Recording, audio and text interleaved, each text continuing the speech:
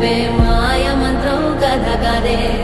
చంటోళ్లను భయపెట్టే భూచోడి కథ కదే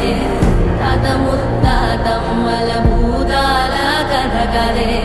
విక్రమాదిత్యుడు చెప్పిన వేదాళుడి కథ కదే దీపము నుండి దెయ్యం వచ్చే అల్లావుద్దీన్ కథ కదే ఇది ముడత చర్మం ముసలి చెప్పే కథ లాంటి నిజమే